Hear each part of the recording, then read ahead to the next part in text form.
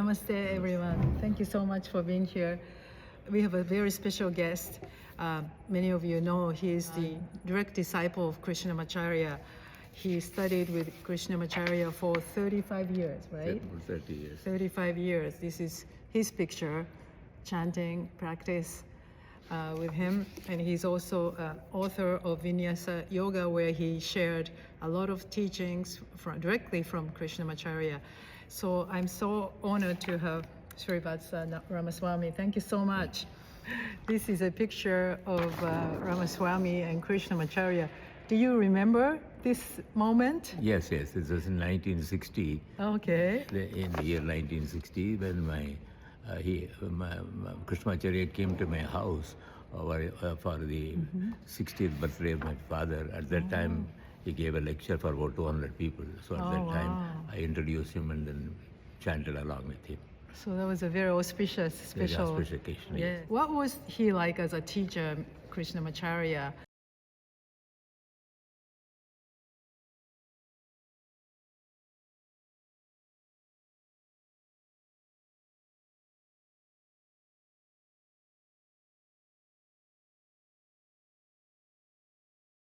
He tried to give a complete picture of yoga, not only yoga but also other related philosophies of the Vedas. He was a great scholar. Apart from being a very involved yogi, he was also a great Sanskrit scholar of the Vedic. So his teaching was not confined only to yogasanas, but the entire yoga system. In addition to that, he also taught the other philosophy like Sankhya, Vedanta and all that. So it is studying with him is you study with a person with a lot of knowledge and experience.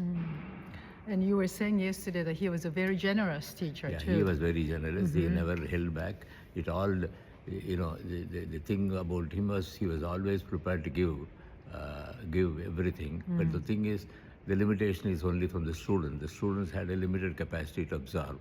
So from that point of view, different students absorb differently. But then he was very generous, and then he taught so many texts like Bhagavad Gita, Sankhya Karika, Yoga Sutra, the Hatha Yoga Pratipika, then the various Upanishad Vidyas, right? And then chanting of the complete Aranyaka portion of the Vedas. So he was very generous in his teaching. And you mention also always that his interpretation of Patanjali's Yoga Sutra is very special because he was a Sanskrit scholar and yoga practitioner and teacher. Yeah, that is one important thing we've got to see. Many of the translations that are available of Yoga Sutras are written by Sanskrit scholars, right? Because they know Sanskrit, of course, but then Sanskrit is a peculiar language. Sometimes many of the terms can be interpreted differently. So unless the individual knows the subject, it becomes difficult to give a proper interpretation of that. So from that point of view, Krishnamacharya, the way he taught was so different. He would take each and every word and then explain the generic meaning of the word and then the contextual meaning of the word, and from there he will proceed. And moreover, he was a very involved yoga practitioner and an exceptional Sanskrit scholar. He wrote a complete book called the Nathamuni's Yoga. He said it was written in English, in Sanskrit. Many people can't write in Sanskrit. At the same time, he had so much knowledge about yoga and also the other philosophies, right? And how did Krishnamacharya teach about karma yoga and seva? You see, he was a karma yogi in the sense, he was a great devotee of the Lord, and at the same time, the way he was a householder, had 6 children, brought them up, we never, took complete care of the family. In addition to that, he took as a mission to teach yoga and the related subjects, right? He wanted that yoga should be practiced and propagated. So according to him, this is the best way of living as a human being. So he was completely committed to teaching yoga, and then and also he came down to the level of the students so that the students can understand the subject as well. He was not merely giving scholarly lectures, but he was able to come down because he's a practicing yogi. What would you like to teach today to yoga teachers and students? What is important for you to pass on to the next generation? Yeah, that is, you must practice yoga. Asanas are very important. Asanas are very important. When you practice asanas, please practice asanas with vinyasas and also breathing. You know, there's a way the Yoga Sutras recommend practicing yoga. In addition to that, you must try to get the best out of the system. The system is not confined only to physical exercises, and also pranayama, there meditation, and then there's a big philosophy behind that.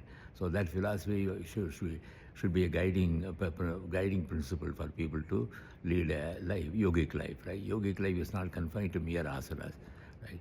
Once you master asanas, once you got a daily routine of practicing asanas, you will start looking for what more yoga can offer. And from that point of view, the way that's how Krishnamacharya, the initial stages he was teaching asanas to me, but then after some time he started getting involved into more and more involved theory of yoga.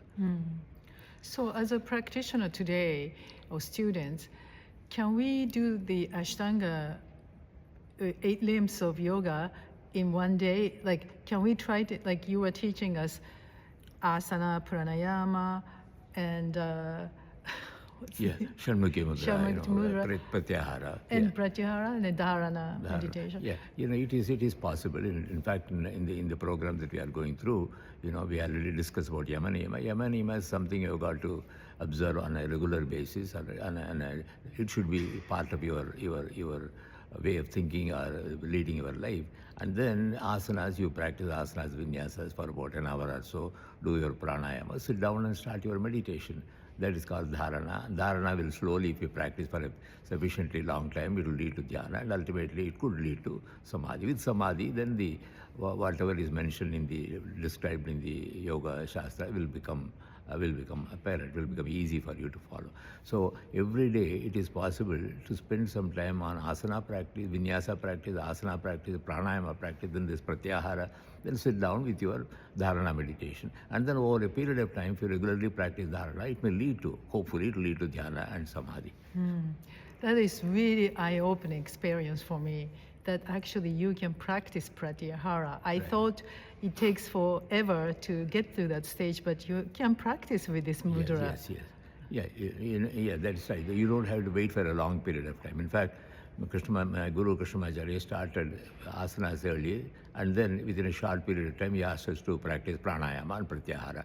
They were all done. And then meditation, there are two. One way is to sit down and meditate on an object or a mantra. Another way is to do chanting. Chanting also is a form of mental focus. And then if you chant and also understand the meaning of those chants, it is very, very, refreshing and also uplifting to the mind. And Ramaswamy, you are 87 years old and is strong and healthy and passionate about teaching. Yeah, I mean, I'm okay. I'm okay for my age, I guess. Oh yes, very much okay. But what is your inspiration? How do you get up in the morning? What gives you energy and passion? As of now, I have two sons. They are all grown up. They are on their own. So what is left to me is to try to teach as much as possible, because this is a completely different way of looking at life,